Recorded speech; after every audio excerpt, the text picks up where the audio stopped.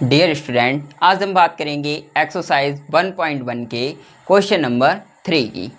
तो question number जो हमारा 3 है वो हमसे कह रहा है कि किसी परेड में 616 सदस्यों वाली सेना की टुकड़ी को 32 सदस्यों वाले एक आर्मी बैंड के पीछे मार्च करना है। तो दोनों समूहों को समान संख्या वाले स्तंभों में मार्च करना है।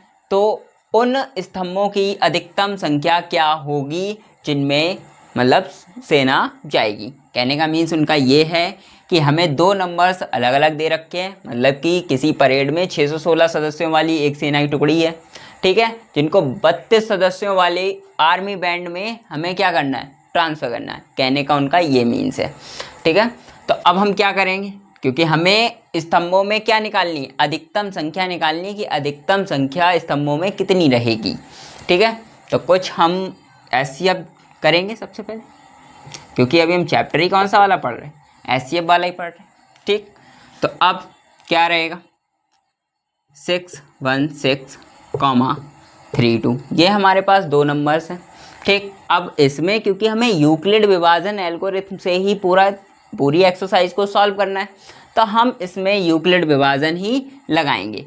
अब क्या रहेगा, इसमें यूक्लिड विभाजन कैसे लगता है, तो पता है आपको कि बड़ा और छोटा पहले में फाइंड करना होता है। तो ये छोटा है, ये बड़ा है, तो हम इसका एचसीएफ कैसे निकालें।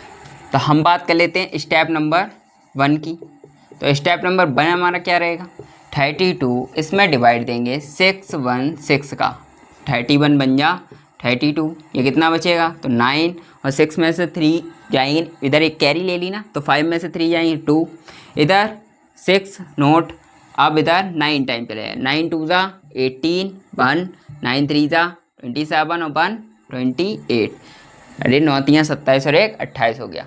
अब 16 में से 8 गए तो बचे कितने, 16 में से 8 गए तो 8 बचे, इधर 0 आएगा।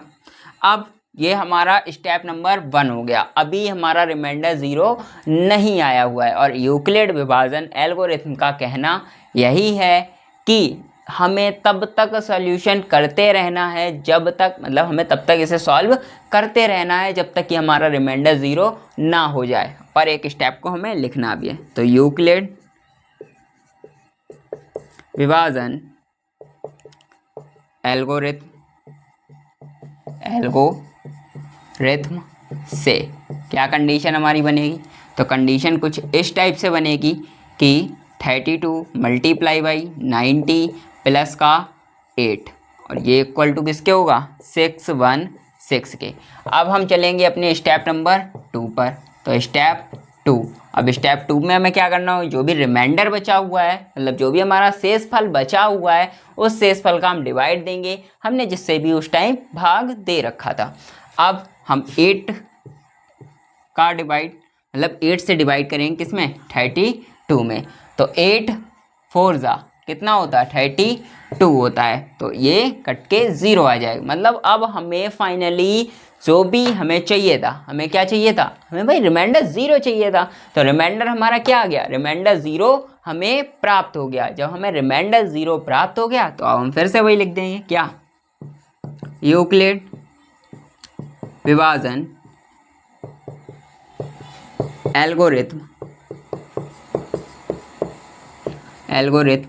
से क्या करना है हमें, तो 32 इक्वल 8 × 4 + 0, और हमें रिमाइंडर कितना चाहिए था, 0 ही चाहिए था। तो इस कंडीशन में जब भी हमें शेषफल 0 प्राप्त हो जाता है, तो जिससे हमने डिवाइड लगाया होता है, मतलब जिससे हमने भाग दिया होता है, वही हमारा क्या बन जाता है, तो वही हमारा एचसीएफ बन जाता है। तो कहने का मीन्स है यहाँ पर एचसीएफ कितना हो गया, 8 हो गया। तो इस क्वेश्चन का आंसर क्या हुआ कि उन स्तंभों की अधिकतम संख्या क्या होनी चाहिए, क्यों लिख दिया मैंने, तो क्या होनी चाहिए, तो क्या होगी उन स्तंभों की अधिकतम संख्या, तो अधिकतम संख्या होगी 8। कहने का मीन्स है कि जो आंसर आ गया वो हमारा कितना आ गया, 8 आ गया।